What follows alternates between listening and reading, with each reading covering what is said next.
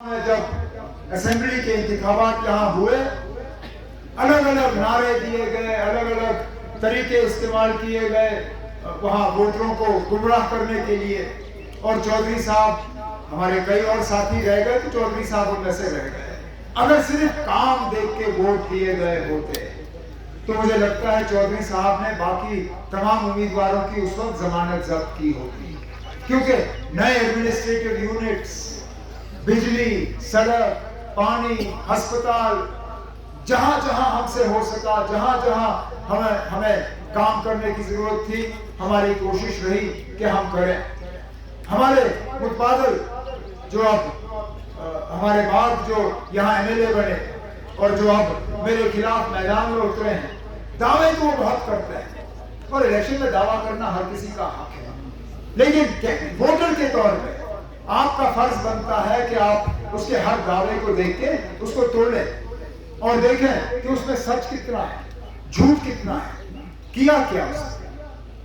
बजाते एमएलए जब यहाँ के लोगों ने उसको मौका दिया इस इलाके की नुमाइंदगी करने के लिए, इस इलाके की खिदमत करने के लिए, आपके वोट लेके वो मिनिस्टर बना, लेकिन मिनिस्टर बनने के बाद उसने आपके लिए क्या किया, आपके बच्चों के लिए क्या किया, इस आने वाले नस्ल के लिए क्या किया, इनके रोजगार के लिए क्या किया, यहाँ के हालात को बदलने के लिए क्या किया।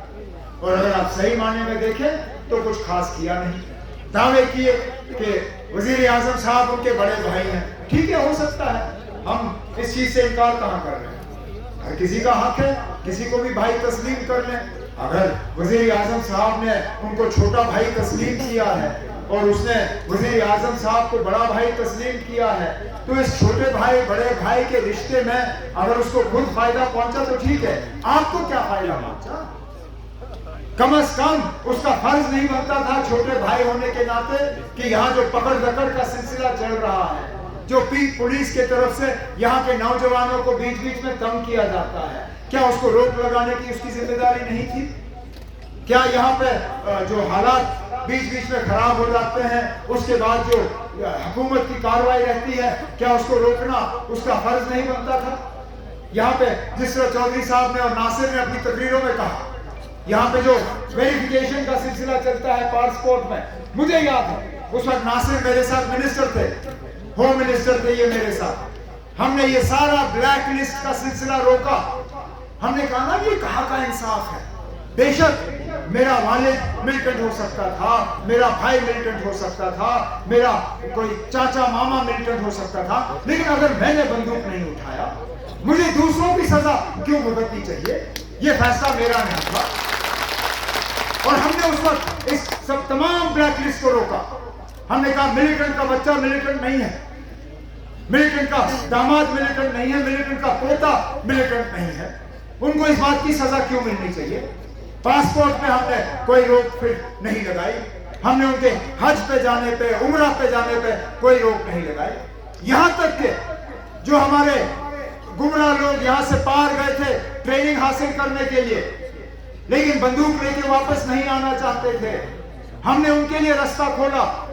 नेपाल के जरिए कितने उनमें से वापस आए और मुझे आज भी ये कहते हुए फख्र महसूस होता है कि जितने भी नेपाल के रास्ते यहाँ वापस आके बस गए, उनमें से एक ने भी दोबारा बंदूक उठाने का काम नहीं किया। यहाँ बसे और पुरअमन तरीके से रहे। हमारी हुकूमत गई, वो स्कीम रुक गया। अरे पूछिए छोटे भाई से, जब बड़े भाई ने स्कीम को रोका, छोटा भाई कहां गया? उसकी आवाज कहां गई?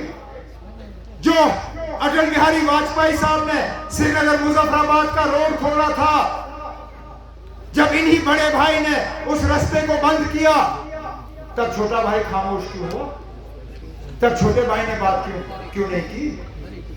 जब इसी उड़ी के रास्ते से हमारी ट्रकें जाती थी, हमारा सामान जाता था, हमारा मेवा जाता था, हमारी तिजारत होती थी, हमारे लोग चंद पैसे कमाते थे, जब बड़े भाई ने ये ट्रकें रोकी, छोटा भाई खामोश हो गया।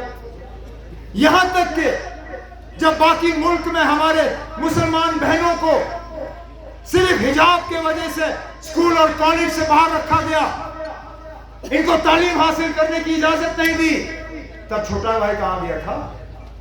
अरे तब छोटा भाई बड़े भाई के पास जाता और कहता, बड़े भाई मेरी इन बहनों को तंग मत करो, इनको स्कूल जाने दो, इनको तालीम हासिल करने दो। तब कहां गया छोटा भाई?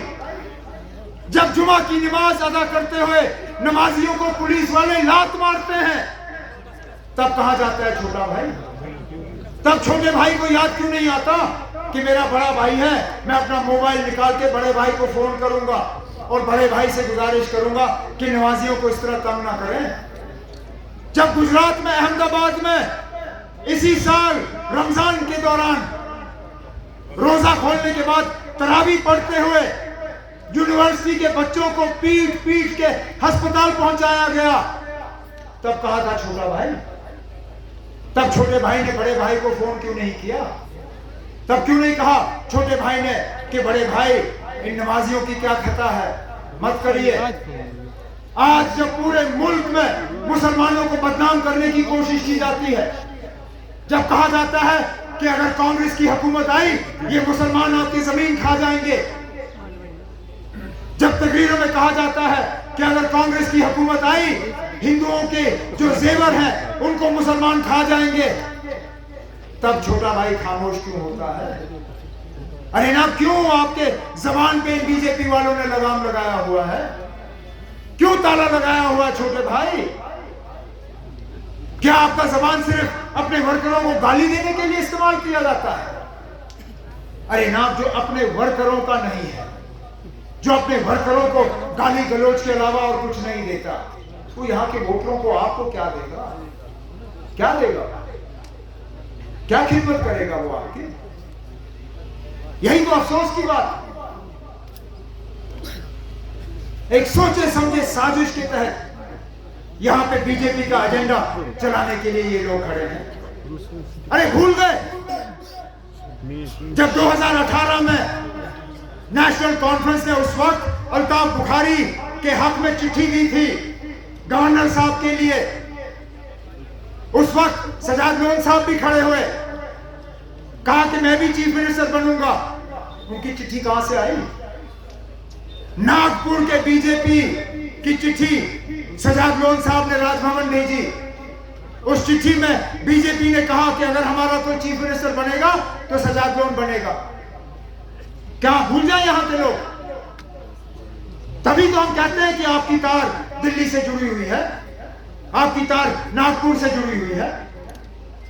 जो मेरे खिलाफ कलमदवात का उम्मीदवार खड़ा है, बिल्कुल सही कहा नासिर ने, भेजा उसकी तंजीम ने यहां के लोगों के जज्बातों की तर्जुमानी करने के लिए, लेकिन उसने सीट का सौदा किया। जब ट्रिपल तलाक मामला ये राज्यसभा में आया, वो गैर हाजिर रहा। जब 370 का मामला आया, उसने कपड़े फाड़े और भाग गया। अरे अपना वोट दर्ज करते, बात करते, चलिए आप कुछ ना बदल पाते, लेकिन कम से कम आपकी बात रिकॉर्ड पे आ जाती। 2008 में मैंने भी तकरीर की, 4 मिनट मिले थे मुझे, शोर शराबा था, लगे हुए थे लोग वहां शोर करते हुए, लेकिन मैंने तो कम से कम खड़े होकर ये नहीं कहा कि मैं क्या बोलूं यार। उसके मैंने तकरीर की और यहाँ के अपने लोगों के, अपने वोटरों की, अपने कौम की मैंने जज्बातों की तर्जुमानी की। देखिए ना, कोशिश करना जरूरी है, बाकी नतीजा क्या होगा वो हमारे हाथ में है नहीं, वो अल्लाह ताला के हाथ में है।